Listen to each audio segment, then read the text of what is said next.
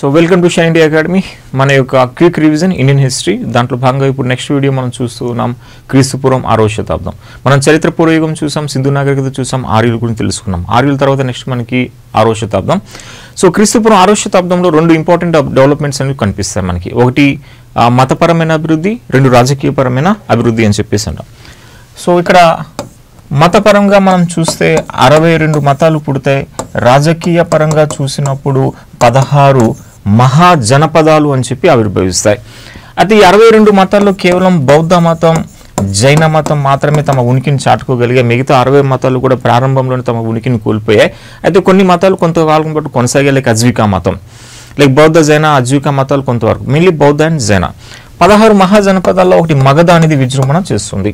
మగధ మన భారతదేశంలో వంశాల పరిపాలన అనేది మెయిన్గా ఒక వ్యవస్థీకృత వంశం అనేది రావడం అనేది కనిపిస్తుంది మగధ నుంచే. సో క్రీస్తుపూర్వం 6వ శతాబ్దంలో మనకి రెండు డెవలప్మెంట్స్ కనిపిస్తాయి. ఎగ్జామినేషన్ పాయింట్ ఆఫ్ లో ఒక్క బిట్ ఈ పర్టికులర్ చాప్టర్ నుంచి మనకి వస్తుంది. అందులో మతపరంగా, రాజకీయ పరంగా. సో మతపరంగా చూసినప్పుడు 62 మతాలు ఒకేసారి పుట్టుకొచ్చాయంటే దాని ప్రధాన కారణం ఈ యొక్క బ్రాహ్మణ ఆధిపత్యం. మనకి ఆర్యుల్లో మలివేద కాలంలో బ్రాహ్మణ పురోహిత వర్గం వారు బ్రహ్మ నోట్ల నుంచి పుట్టుకొచ్చామని చెప్పేసి వారు క్షత్రియులపైన, వైశ్యులపైన, శూద్రులపైన డామినేషన్ బాగా చెలాయించినారు. అది బ్రాహ్మణ ఆధిపత్యానికి ఎగ్నిస్ట్గా మన భారతదేశంలో 6వ శతాబ్దంలో 62 మతాలు పుట్టుకొచ్చాయని చెప్పేసి అంటాం. అయితే అప్పుడు ఉన్నటువంటి క్షత్రియులు ఇన్ఫ్యాక్ట్ ఫస్ట్గా బ్రాహ్మణులకి ఎగ్నిస్ట్గా అప్పుడు ఉద్యమించినారు. అందువల్ల గౌతమ బుద్ధుడు బౌద్ధ మత స్థాపకుడు ఒక క్షత్రియుడు, జైన మత నిజమైన స్థాపకుడు అయినటువంటి వర్ధమాన మహావీరుడు కూడా ఒక క్షత్రియుడే. అంటే మన భారతదేశంలో బ్రాహ్మణ ఆధిపత్యాన్ని మొదటిగా ఖండించింది క్షత్రియులే. ఓకే, ఇప్పుడు ఈ 62 మతాల్లో ప్రముఖ మతాలైన బౌద్ధ, జైన మతాల నుంచి సాధారణంగా బిట్ వచ్చే అవకాశం మనకి ఉంది. సో అందులో ఫస్ట్గా మనకి బౌద్ధ మతం, బౌద్ధం అని చెప్పేసి అంటాం. సో బౌద్ధ మత స్థాపకుడు గౌతమ బుద్ధుడు అని చెప్పేసి అంటాం. అయితే ఈ గౌతమ బుద్ధుడి యొక్క అసలు పేరు, ఈయన యొక్క అసలు పేరు సిద్ధార్థుడు అని చెప్పేసి అంటారు. సిద్ధార్థుడు మనకి ఎగ్జామినేషన్ పాయింట్ ఆఫ్ వ్యూలో గౌతమ బుద్ధుడి యొక్క ప్రొఫైల్ నుంచి ప్రశ్నలు వచ్చే అవకాశం ఉంది. సో అందులో భాగంగా బౌద్ధ మత స్థాపకుడు గౌతమ బుద్ధుడి యొక్క అసలు పేరు సిద్ధార్థుడు. ఆయన యొక్క తండ్రి పేరు చూస్తే సిద్ధోధనుడు అని చెప్పేసి అంటారు. సిద్ధోధనుడు. ఇక తల్లి అంటే మాయాదేవి అని చెప్పేసి అంటాం. మాయాదేవి.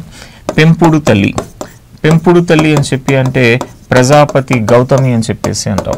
ఈ ప్రజాపతి గౌతమి బుద్ధుడి యొక్క మొదటి శిష్యురాలు, మహిళా శిష్యురాలు.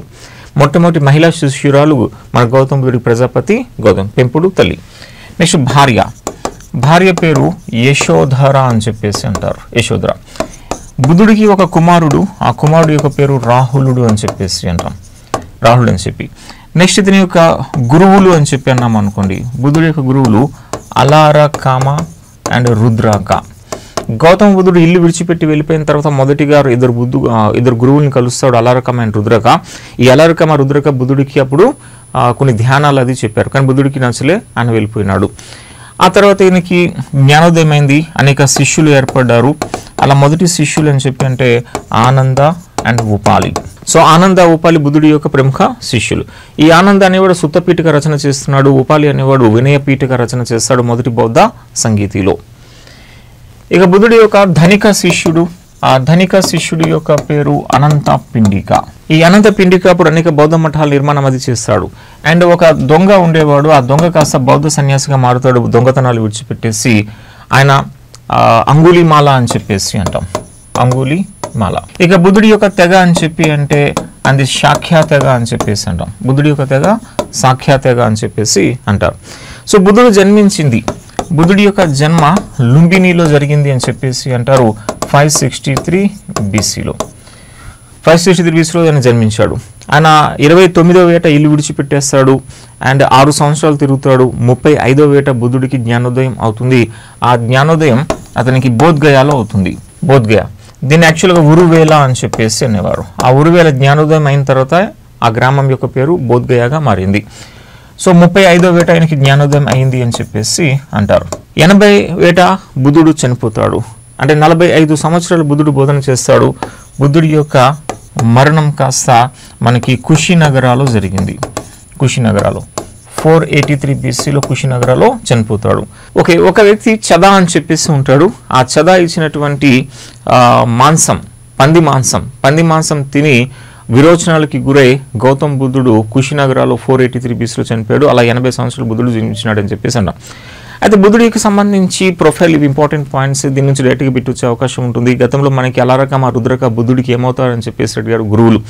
అయితే ఇప్పుడు మన యొక్క బౌద్ధ మతంలో గౌతమ బుద్ధుడికి సంబంధించి ఒక 5 చిహ్నాలు ఉంటాయి. ఓకే, బుద్ధుడికి సంబంధించి మనకి 5 చిహ్నాలు అని చెప్పేసి వస్తాయి. ఆ 5 చిహ్నాలు అంటే ఆయన జన్మ ఒక సంఘటన, ఆయన ఇల్లు విడిచిపెట్టి వెళ్ళిపోతాడు, అది ఒక సంఘటన. తర్వాత ఆయనకి జ్ఞానోదయం అనేది అవుతుంది, అది ఒక సంఘటన. నెక్స్ట్ ఆయన మొదటి బోధన చేస్తాడు, ఫస్ట్ బోధన, అది ఒక సంఘటన. ఆయన చనిపోతాడు, మరణం, అది ఒక సంఘటన. అంటే జన్మ మరణం అనేది ఫస్ట్ అండ్ లాస్ట్. ఆయన జన్మించింది, దానికి చిహ్నం తామర అని చెప్పేసి అంటారు. ఇల్లు విడిచిపెట్టి వెళ్ళిపోతాడు, దానికి చిహ్నం ఏమిటి అంటే గుర్రం అని చెప్పేసి అంటారు, గుర్రం. ఇంకా ఆయనకి జ్ఞానోదయం అవుతుంది, దానికి రావి చెట్టు దాన్ని బోధి వృక్షము అని చెప్పేసి అంటాం, బోధి వృక్షం. ఆయన మొదటి బోధన చేస్తాడు, దానికి చిహ్నం చక్రము అని చెప్పేసి అంటాం, చక్రం. ఆయన మరణించాడు, దానికి చిహ్నం స్తూపం. ఈ విధంగా మొత్తం 5 చిహ్నాలు అని చెప్పేసి అంటారు. ఆయన ఇల్లు విడిచిపెట్టడాన్ని మహాభినిష్క్రమణ అని చెప్పేసి అంటారు, మహాభినిష్క్రమణ. ఆయన జ్ఞానోదయం అయింది, దాన్ని అంటారు సంబోధి. ఆయన మొదటి బోధన చేస్తున్నాడు, దానికి దట్ మీన్స్ ఏమని చెప్పి అంటామంటే ధర్మచక్ర పరివర్తనము అని చెప్పేసి అంటారు, పరివర్తనం. ఇక మరణం మహాపరినిర్యాణం అని చెప్పేసి అంటారు, మహాపరినిర్యాణం. ఒకసారి ఎగ్జామ్స్లో ఈ 4 సంఘటనల నుంచి వరుస క్రమంగా పేర్చమని చెప్పేసి అంటాడు. సో బుద్ధుడి యొక్క 5 చిహ్నాలు అని చెప్పేసి దీన్ని అంటాం. ఈ యొక్క 5 చిహ్నాలు తామర, గుర్రం, రావి చెట్టు, చక్రం, ఎసెట్రా, స్తూపం. ఈ 5 చిహ్నాలని పూజించడాన్ని చైత్యకవాదము అంటారు. దీన్ని పూజించడానికి, మొత్తం 5 చిహ్నాలని పూజించడాన్ని చైత్యకవాదం అని చెప్పేసి అంటారు. ఆంధ్రాలో మహాదేవ భిక్షు అని చెప్పేసి ఉంటాడైనా, ఈ మహాదేవ భిక్షు ఈ చైత్యకవాదాన్ని ప్రవేశపెట్టినాడు అని చెప్పేసి అంటారు. ఇక వస్తే గౌతమ బుద్ధుడు ఆయన చనిపోయినప్పుడు ఆయన యొక్క బోధనలన్నీ కూడా 3 బుట్టల్లో సేకరణ చేస్తారు. ఆ 3 బుట్టల తర్వాత 3 పుస్తకాలు అవుతే దాన్ని త్రిపీఠకములు అని చెప్పేసి అంటారు. సో గౌతమ బుద్ధుడి యొక్క బోధనలు లేదా బౌద్ధ గ్రంథాలని ఏమని చెప్పి అంటే త్రిపీఠకాలు. ఈ గౌతమ బుద్ధుడు బోధించింది 4 సత్యాలు, ఆర్య సత్యాలు. అది మనం జస్ట్ గుర్తుపెట్టుకుంటే, ప్రపంచం దుఃఖమయము అని చెప్పి అంటాడు. 2 దుఃఖానికి కారణం కోరికలు అని చెప్పి అంటాడు. 3 దుఃఖాన్ని జయించాలంటే కోరికల్ని జయించాలి. 4 కోరికల్ని జయించాలంటే అష్టాంగిక మార్గాన్ని పాటించాలి అని చెప్పేసి అంటాడు, అష్టాంగిక మార్గం. అష్టాంగిక మార్గం అంటే మనకి సరైన దృష్టి అనేది ఉండాలి, సరైన దృష్టి, సరైన ధ్యానం అనేది ఉండాలి, సరైన జ్ఞానం అని చెప్పి ఉండాలి, సరైన ఆలోచన అని చెప్పేసి ఉండాలి, సరైన శ్రమ, సరైన క్రియ, సరైన వాక్కు, సరైన నిశ్చయం. ఇవి మొత్తం 8 ఉంటాయి. ఎవరైతే ఈ అష్టాంగిక మార్గాన్ని పాటిస్తారో వారికి కోరికలు నశించుకుపోతాయి. తద్వారా ప్రపంచం వాళ్ళకంటే దుఃఖం పోయి ప్రపంచం సుఖమయం అవుతుంది అని చెప్పేసి మన యొక్క గౌతమ బుద్ధుడు ఆర్య సత్యాలని బోధిస్తాడు. అయితే ఈయన బోధనలో ఆయన చనిపోయినప్పుడు 3 బుట్టలు సేకరణ చేసి దాని కాస్త 3 పుస్తకాలుగా రాశారు. ఆ 3 పుస్తకాలే త్రిపీఠకములు అంటారు, సుత్త పీఠక, వినయ పీఠక, అభిధమ పీఠక. ఓకే, ఇప్పుడు ఈ యొక్క గౌతమ బుద్ధుడు చనిపోయిన వెంటనే అజాతశత్రు ఏం చేసినాడంటే, అప్పుడు ఆయన మగధ రాజు అజాతశత్రు, ఆయన మొట్టమొదటి బౌద్ధ సంగీతి నిర్వహిస్తాడు, మొదటి బౌద్ధ సంగీతి. అలాగే మొత్తం మన ప్రాచీన యుగంలో 4 బౌద్ధ సంగీతులు అనేవి జరిగినాయని చెప్పి అంటాం. ఎగ్జామ్లో దీని నుంచి ప్రశ్న వచ్చే అవకాశం ఉంది. అలా 4 బౌద్ధ సంగీతుల్లో ఫస్ట్ వన్ గౌతమ బుద్ధుడు చనిపోయిన 483 BCలో జరిగింది. ఎగ్జాక్ట్లీ 100 years తర్వాత 383 BCలో రెండవ బౌద్ధ సంగీతి జరిగింది. 250 BCలో మూడవ బౌద్ధ సంగీతి జరిగింది. 1st century ADలో 4వ బౌద్ధ సంగీతి జరిగింది. మొదటిది రాజగృహంలో జరిగింది, రాజగృహం. రెండవది వైశాలిలో జరిగింది. మూడోది పాటలీపుత్రం. ఇక 4వది వస్తే కుందలవనం, కాశ్మీర్ జులంధర్ కుందలవనం అని చెప్పేసి అంటారు. మొదటిది నిర్వాహకుడు అజాతశత్రువు అని చెప్పేసి అంటారు. రెండవది కాలాశోక అంటారు. మూడవది అశోక అని చెప్పి అంటారు. 4వది కనిష్క, నిర్వాహకులు. ఇక వస్తే అధ్యక్షులు. మొదటి దానికి అధ్యక్షత వహించింది మహాకాశ్యప మొదటి దానికి అధ్యక్షత వహించాడు. రెండో దానికి సభాకమి అనేవాడు అధ్యక్షత వహించాడు. మూడో దానికి మొగలి పుత్ర తిస్సా మొగలిపుత్ర తిస్స అనేవాడు అధ్యక్షత వహించాడు. 4వ దానికి వసుమిత్ర అనేవాడు అధ్యక్షత వహించాడు. సో ఈ చార్ట్ నుంచి ఎగ్జామ్లో పాయింట్ ఆఫ్ వ్యూ బిట్ వచ్చే అవకాశం. సో కాబట్టి ఈ చార్ట్ మీరు మగ్గింగ్ చేయాలి. సో నిర్వహించబడిన ప్లేస్, నిర్వాహకుడు ఎవరు, అధ్యక్షత ఎవరు వహించారు. ఇక్కడ ఫలితం అని చెప్పినాం అనుకోండి, మొదటి బౌద్ధ సంగీతి మహాకాశ్యప అధ్యక్షత జరిగినప్పుడే ఆనంద శిష్యుడు ఆయన రాసిందే సుత్త పీఠక. అంటే గౌతమ బుద్ధుడి యొక్క బోధనలన్నీ కూడా బుట్టలో సేకరించడం కదా, ఇప్పుడు దాన్ని పుస్తక రూపంలో తీసుకొచ్చాడు ఆనంద రాసింది సుత్త పీఠక. నెక్స్ట్ ఉపాలి వినయ పీఠక రాస్తాడు. అంటే సుత్త పీఠక వినయ పీఠక రచన రూపంలో మనకి కనిపిస్తుంది.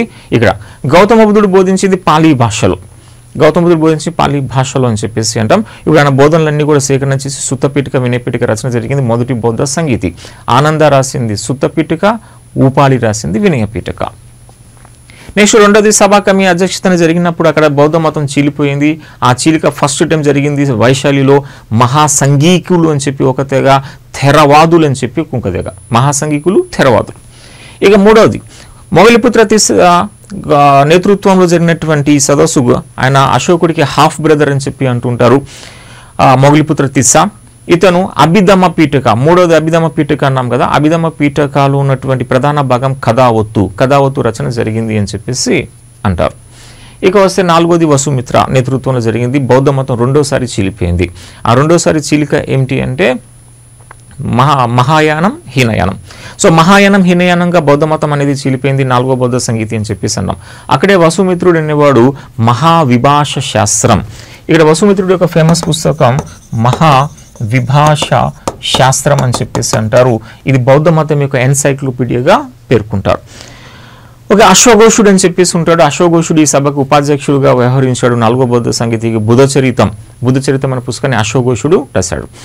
ఓకే, ఇది మన ఎగ్జామినేషన్ పాయింట్ ఆఫ్ వ్యూ కొన్ని ఇంపార్టెంట్ అంశాలు బౌద్ధ మతంకి సంబంధించినవి, ఆయన సంగీతులు ఎసెట్రా అని చెప్పి. సో బౌద్ధ మతంలో జాతక కథలు అని చెప్పేసి ఉంటాయి. జాతక కథలు అంటే గౌతమ బుద్ధుని యొక్క బోధనలు. ఇక బౌద్ధ మత నిర్మాణాలు మనం చూసినప్పుడు స్తూపాలు, విహారాలు, చైత్యాలు అని చెప్పి 3 ఉంటాయి. స్తూపాలు అని చెప్పి అంటే అవశేషాలపై నిర్మాణాలు. యాక్చువల్గా స్తూపాలు 3 రకాలు ఉంటాయి. ఉద్దేశిక స్తూపాలు, పారిభోజక స్తూపాలు, ధాతుగర్భ స్తూపాలు నిజమైన స్తూపాలు, బుద్ధుని యొక్క అవశేషాలు ఆ యొక్క ధాతుగర్భ స్తూపాల్లో మనకి కనిపిస్తాయి.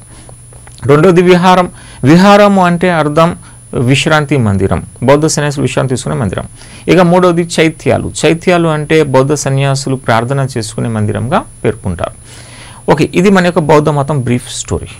నెక్స్ట్ వస్తే జైన మతం. జైన మత స్థాపకుడు యాక్చువల్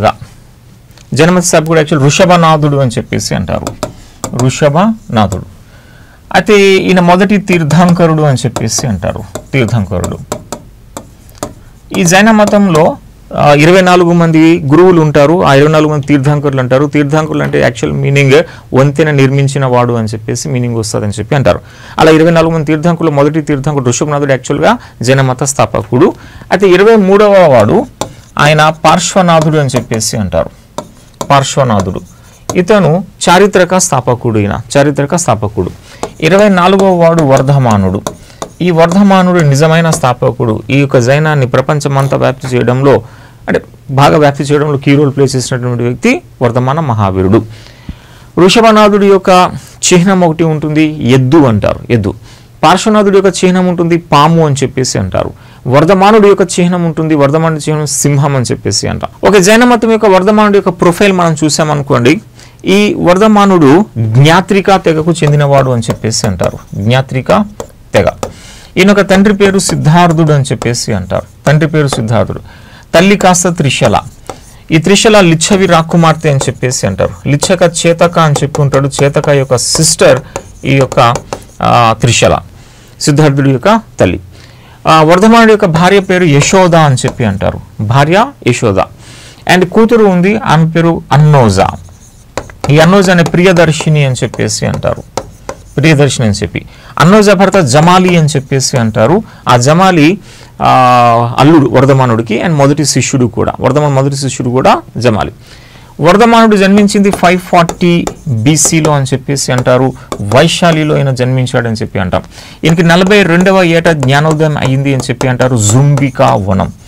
జృంబికా వనంలో రిజుపాలిక నదీ తీరాన సాలి వృక్షం కింద బుద్ధుడికి మోక్షం వచ్చింది రావి చెట్టు కింద. మన యొక్క జైనుడు వర్ధమానుడికి వచ్చింది సాలి వృక్షం కింద. అండ్ ఈయన చనిపోయినాడు 468 బీసీలో అని చెప్పేసి అంటే 72 సంవత్సరాల వయస్సులో ఈ యొక్క వర్ధమాన మహావీరుడు 468 బీసీలో ఆయన చనిపోతాడు. పావాపురిలో ఆయన చనిపోయినాడు అని చెప్పేసి అంటాం. ఓకే, వర్ధమానుడు ఆయన ఇల్లు 30 ఏట విడిచిపెట్టేస్తాడు. 30 ఏట ఇల్లు విడిచిపెట్టిన ఫస్ట్ 6 years గోసలి మక్కలి పుత్రాతో తిరుగుతాడు. ఆ గోసలి మక్కలి పుత్రతో తర్వాత 6 సంవత్సరాల తర్వాత విభేదాలు వస్తే ఆయన నుంచి వేరిపోతాడు. గోసలి మక్కలి పుత్ర స్థాపించింది అజ్వికా మతం. అజీవక మత స్థాపకుడు గోసలి మక్కలి పుత్ర మన వర్ధమానుడి యొక్క ఫస్ట్ 6 years పాటు కలిసి తిరిగినటువంటి వ్యక్తి. తర్వాత ఇంకొక 6 years తిరుగుతాడు. అన్న 12 సంవత్సరాలు తిరిగినాడు వర్ధమాన మహావీరుడు. చివరికి అతనికి జ్ఞానోదయం అయింది జృంభికా వనంలో. అయితే ఆయన దిగంబరుడు, ఆయన నగ్నంగా ఉండమని చెప్పేసి అంటాడు వర్ధమాన మహావీరుడు. అలా 42వ ఏట నుంచి 72వ ఏట వరకు మొత్తం 30 సంవత్సరాల పాటు తను తెలుసుకున్న సత్యాన్ని వర్ధమాన మహావీరుడు బోధించుకుంటూ వెళ్తాడు. అది త్రిరత్నాలు అంటారు. బౌద్ధ మతంది ఆర్య సత్యాలు అంటాం. వీళ్ళ సిద్ధాంతం ఏంటంటే త్రిరత్నాలు. సో త్రిరత్నాలు అంటే సరైన విశ్వాసం ఉండాలి. సరైన విశ్వాసం అంటే సరైన జ్ఞానం ఉంటుంది.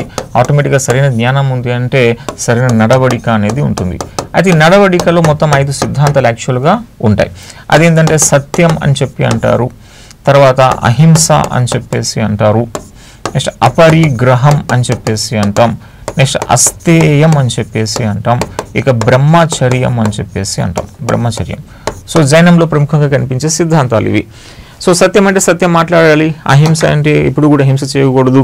ఇక అపరిగ్రహం అంటే మనం సొంతంగా ఆస్తులు అవి కలిగి ఉండకూడదు. అంటే మెటీరియలిస్టిక్ లైఫ్కి మనం అంటే మెటీరియలిజంకి మనకు నాన్ పొసెషన్.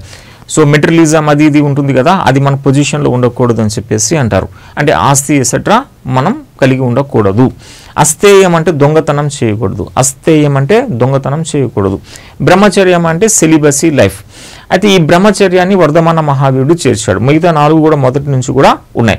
ఒక వర్ధమానుడు చేర్చింది కొత్తగా ఈ యొక్క బ్రహ్మచర్యము అని చెప్పేసి అంటారు. అయితే సమాజంపై బాగా ప్రభావం చూపింది అహింసా మార్గం. ఎక్స్ట్రీమ్ నాన్ వైలెన్స్ని ఫాలో అయినారు ఈ జైనులు అని చెప్పేసి అంటాం. ఓకే, ఇప్పుడు ఈ జైన మతంలో సలక పురుష సిద్ధాంతం అని చెప్పి లేదా త్రిషష్ఠి సిద్ధాంతం అని చెప్పేసి ఒకటి ఉంటుంది. సో త్రిషష్ఠి అని చెప్పి ఒక సిద్ధాంతం. సో త్రిషష్ఠి పురుష సిద్ధాంతం అంటే మానవుడి యొక్క జన్మ నుంచి అలాగ అభివృద్ధికి చెంది మళ్ళీ పతన దశకు వచ్చేస్తాడు. దీన్ని అభివృద్ధి దశ, దీన్ని పతన దశ అంటారు. దీన్ని ఒక యుగము అంటారు. ఈ యుగంలో 63 మంది సలక పురుషులు ఉంటారు. త్రిషష్ఠి. అలాగా మళ్ళీ మానవుడు రాతి యుగం నుంచి మళ్ళీ పెరిగి అత్యున్నత స్థానానికి వెళ్ళి మళ్ళీ పతనం అయిపోతాడు. ఇలాగా ఈ యుగాలు అనేవి అనంతమైన యుగాలు ఉంటాయి. ఈ అనంతమైన యుగాల్లో ప్రతి యుగంలో కూడా 63 మంది సలక పురుషులు వస్తారు. అందులో 24 మంది తీర్థంకరులు కంపల్సరీగా ఉంటారు. 12 మంది విశ్వ చక్రవర్తులు ఉంటారు. ఇంకా 27 మంది ప్రముఖులు ఉంటారు. అందులో 9 మంది బాలయోగులు అని, 9 మంది నారాయణులు అని, 9 మంది ప్రతి నారాయణులు అని చెప్పేసి పేర్కొంటారు. ఇలా త్రిషష్ఠి పురుష సిద్ధాంతం అని చెప్పేసి మన జైన మతానికి సంబంధించింది. సో మన సింపుల్ బిట్ హేమచంద్రుడి యొక్క పరిశిష్ట పర్వంలో దీని ప్రస్తావన ఉంది. వాడు బిట్ ఎలా అడుగుతారంటే త్రిషష్ఠి పురుష సిద్ధాంతం ఏ మతానికి చెందింది అని చెప్పేసి అంటాడు. అది జైన మతానికి సంబంధించి. ఇక జైన సంగీతులు అని చెప్పి అన్నాం అనుకోండి, మనకి 300 BCలో పాటలీపుత్రంలో మొదటి జైన సంగీతి జరిగింది అని చెప్పేసి అంటాం. దీన్ని చంద్రగుప్త మౌర్యుడు నిర్వహించినాడు అని చెప్పి అంటాం పాటలీపుత్రంలో.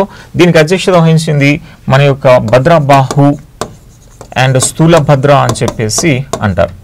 అయితే ఇక్కడ స్థూలభద్ర మన యొక్క అంగములు అని చెప్పి గ్రంథములు రచించినాడు. యాక్చువల్లీ జైన గ్రంథాలని అంగాలు అంటారు, జైన గ్రంథాలని అంగాలు అంటారు. బౌద్ధ గ్రంథాలని కాస్త మన త్రిపీఠికములు అన్నారు. అయితే స్థూలభద్ర మన వర్ధమాన మహావీరుడు నగ్నంగా ఉండమని చెప్పి అంటే నా తెల్లని దుస్తులు ధరించడం స్టార్ట్ చేశాడు. దాన్ని మార్పులు చేస్తూ కొన్ని పుస్తకాలు రాశాడు. అంగములు అని చెప్పేసి దాన్ని పేర్కొన్నారు. అయితే భద్రబాహు దాన్ని తిరస్కరణ చేస్తాడు. సో దాంతో ఏమవుతుందంటే జైన మతం ఫస్ట్ టైం చీలిపోతుంది. భద్రబాహు నేతృత్వంలో ఉన్న జైనులు దిగంబరులు అంటారు. స్థూలభద్ర నేతృత్వంలో ఉన్న జైనుల్ని శ్వేతాంబరులు అని చెప్పేసి అంటారు. అలా జైన మతం 2గా చీలిపోయింది మొదటి జైన సంగీతిలో. ఇక వస్తే 6th century ADలో 2వ జైన సంగీతి వల్లాభిలో జరిగింది. దీన్ని మైత్రికులు అనేవారు నిర్వహించారు. దేవార్ధ గని. సో దేవార్ధ గని అనేవాడు దీనికి అధ్యక్షత వహించాడు. దీని యొక్క లక్ష్యం ఏంటంటే జైన సాహిత్య రచన. ఆ జైన సాహిత్య రచన అనేది మనకి అంగాలు అని చెప్పేసి అన్నాం. అది ఫుల్ పేజ్డ్గా రాయబడతాయి. అర్ధ మగధి భాషలో ఇవి రాయబడ్డాయి అని చెప్పేసి అంటారు. ఇది జైన సంగీతులు అని చెప్పేసి అంటాం. ఓకే, జైన మతం సంబంధించిన ప్రముఖ అంశాలు. సో ఇదంతా క్రీస్తు పూర్వం 6వ శతాబ్దంలో మనకి మొత్తం 62 మతాలు ఆవిర్భవించే. ఈ 62 మతాల్లో బౌద్ధ జైన మతాలను ప్రముఖమైనవి. ఇది బౌద్ధ జైన మతాలు ప్రముఖ అంశాలు. ఇప్పుడు నెక్స్ట్ వస్తే రాజకీయపరమైన అభివృద్ధి. సో మన క్రీస్తు పూర్వం 6వ శతాబ్దంలో రాజకీయపరమైన అభివృద్ధి చూసినప్పుడు 16 మహాజనపదాలు ఏర్పడ్డాయి.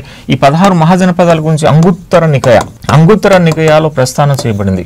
మనకి త్రిపీఠకాలు అని చెప్పి అన్నాం. త్రిపీఠకాలు సుత్తపీఠక అని చెప్పి ఆ సుత్తపీఠకాల ఒక భాగమే ఈ అంగుత్తర నికయాలో ఫస్ట్ టైం ఈ 16 మహాజనపదాల గురించి ప్రస్థానం చేయబడింది. ఎగ్జామినేషన్ పాయింట్ ఆఫ్ లో మనకి 16 మహాజనపదాల నుంచి బిట్ ఏం వచ్చే అవకాశం ఉంది అంటే దాన్ని రాజధానుల నుంచి అడిగే అవకాశం ఉంది.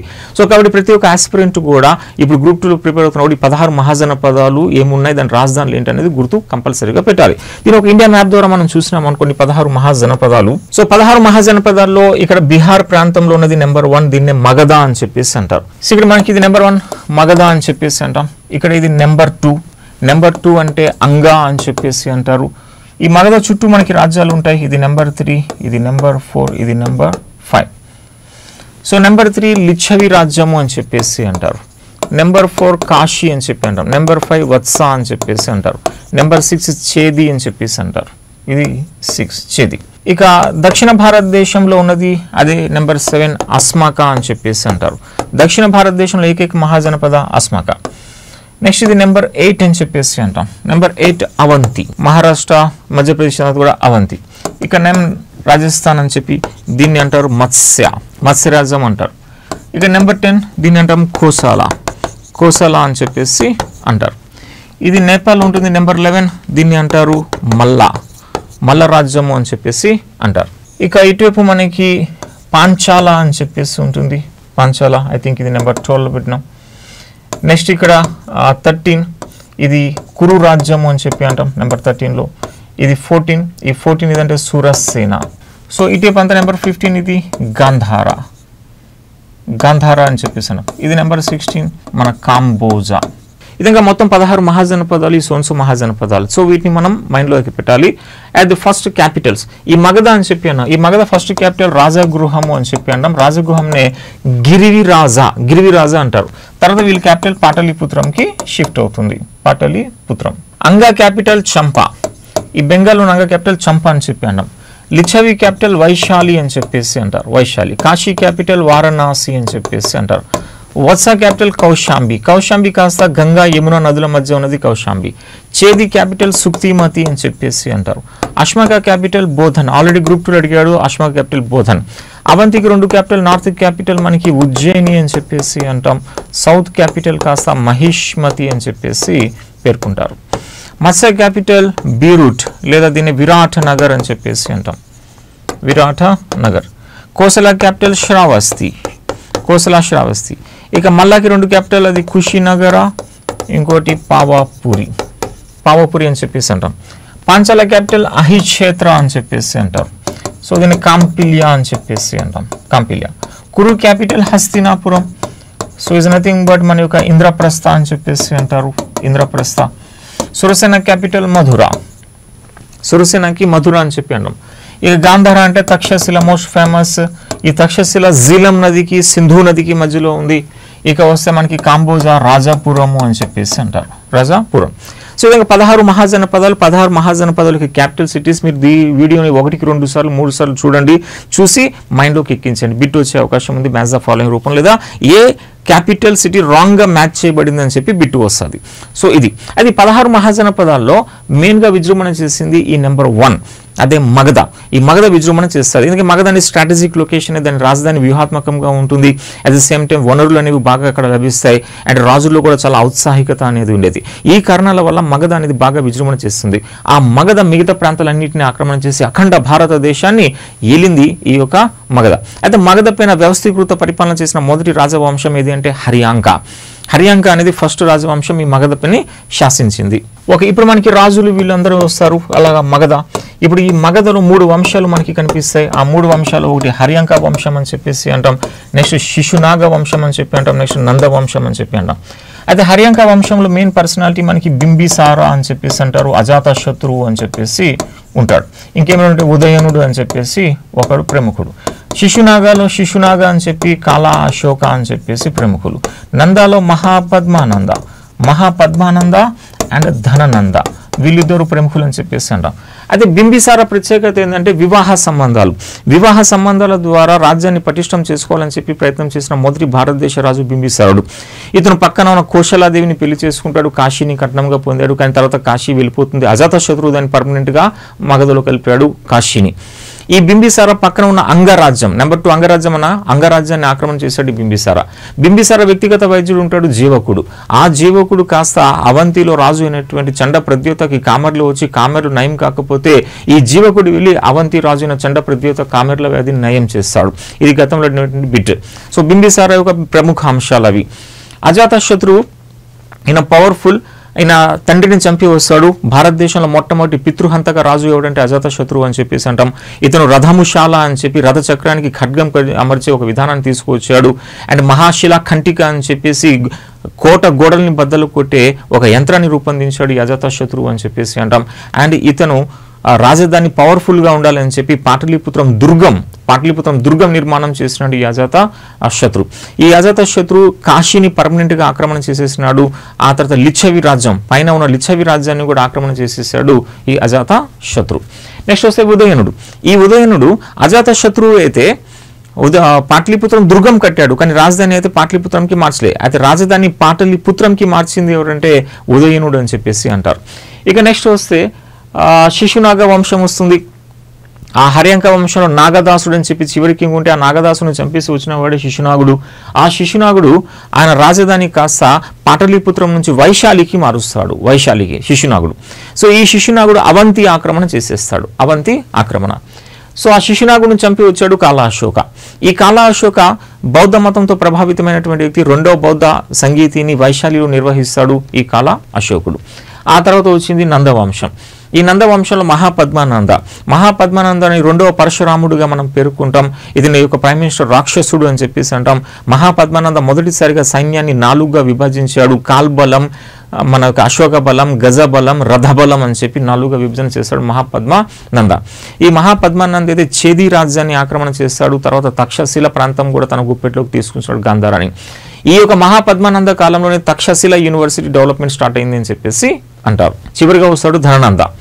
అయితే ఈ ధననందుడు గొప్ప అహంకారి అని చెప్పేసి అంటాం. ఈ ధననందుడిని చంద్రగుప్త మౌర్యుడు 321 BCలో చంద్రగుప్త మౌర్యుడు ధననందుడిని అంతం చేసేసి ఇప్పుడు ఈ మగధ పైన మౌర్య సామ్రాజ్య స్థాపన చేస్తాడు. ఆ తర్వాత ఈ చంద్రగుప్త మౌర్యుడు అఖండ భారతదేశాన్ని ఏలినాడు అని చెప్పేసి అంటాం. అంటే మాక్సిమం భూభాగాలనే భారతదేశంలో ఆక్రమణ చేసి పరిపాలన చేస్తాడు ఈ యొక్క చంద్రగుప్త మౌర్యుడు. ఆయన కొడుకు బిందుసార, ఆయన కొడుకు అశోక. అలాగే ఇప్పుడు నెక్స్ట్ చాప్టర్ మనకి మౌర్యులు అని చెప్పేసి అంటాం.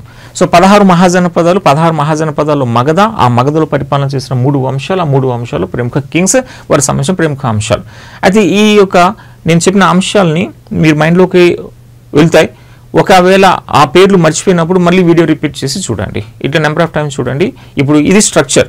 ఈ స్ట్రక్చర్లో ఇంకొంచెం మీరు డెప్త్కి వెళ్ళాలంటే వెళ్ళవచ్చు. సో మెయిన్ ఫోకల్ ఏరియా మేము చేసి ఆ ఫోకల్ ఏరియాస్ మీకు ఎక్స్ప్లెయిన్ చేస్తున్నా. దీన్ని కోర్ ఏరియాస్ అంటారు. మ్యాక్సిమం ప్రశ్నలు ఇది కోర్ ఏరియాస్ నుంచి వస్తాయి మనకి. ఓకే, నెక్స్ట్ వీడియో మనం మౌర్యులతో కలుద్దాం. Thank you very much.